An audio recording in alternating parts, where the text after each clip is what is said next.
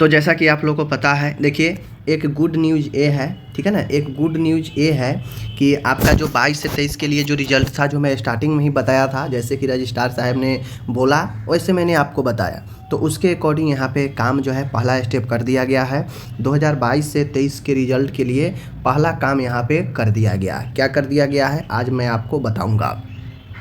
देखिए जैसे ही आप जाएंगे एमपी हाई कोर्ट के जो केस स्टेटस होता है, उस केस स्टेटस में जाएंगे तो आपको जो है पता है कि 1080 केस चल रहा है, पुराना वाला 2022 का है, रिट पिटीशन है, तो सारे केस एक साथ ही मर्ज होता है, ठीक है। तो यहाँ पे जो है देख सकते हैं कि रिट पिटीशन जो है, जो ये दलाया है, फिर से जो है आपका आरपी इतना, ठीक है ना, इतना जो है इसको कनेक्टेड किया गया है इतना के साथ, ठीक है।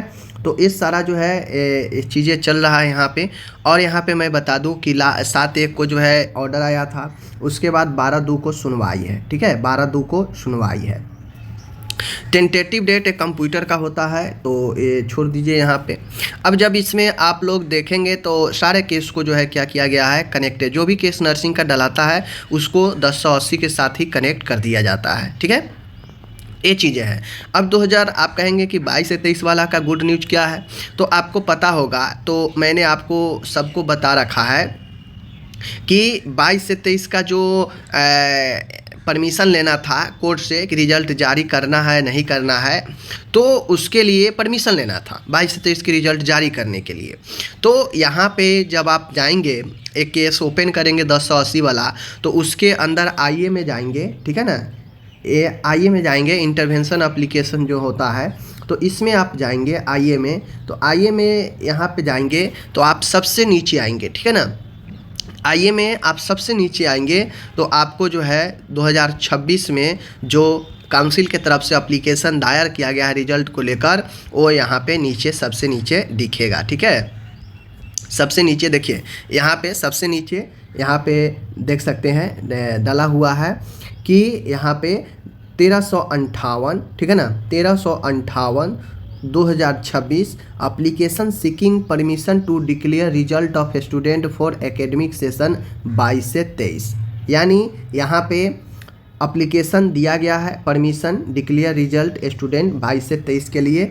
चूँकि एएनएम का तो आ ही गया है, अब 22 से 23 जीएनएम का जो रिजल्ट रुका है उसको डिक्लेयर करने के लिए अभिजीत अवस्थी है, 20/1 को इन्होंने जो है क्या किया, 20/1 को इन्होंने दायर किया। मैंने आपको पहले ही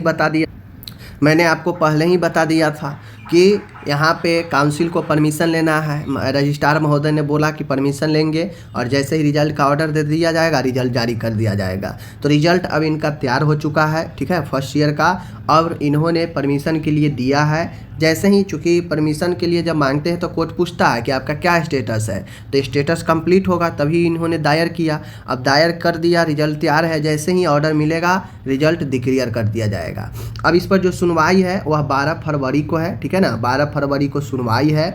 अगर इससे पहले इस पर कुछ होता है तो आपको जो है बता दिया जाएगा, वरना 12/2 को इस पर जो है अगली हियरिंग है। अगर इससे पहले हियरिंग होता है तो आपका रिजल्ट इधर ही आ जाएगा, वरना 12 को हियरिंग होगा तो उसके 1-2 दिन के बाद जो है, या हो सकता है 12 को ही या 13 को आपका जो है रिजल्ट जारी कर दिया जाएगा। यानी कुल मिला के इतना समझिए कि जो प्रयास रजिस्ट्रार के तरफ से करना था काउंसिल के तरफ से वो कर दिया गया है। अब जो है झमेला कोर्ट में है, कोर्ट से जैसे ही ऑर्डर मिलेगा आपका रिजल्ट जारी कर दिया जाएगा। अब आप लोग टेंशन नहीं लीजिए, अब वो समय धीरे धीरे समाप्त हो रहा है। जो रिजल्ट का इंतज़ार है, बहुत जल्द आप सबके सामने रिजल्ट आने वाला है, ठीक।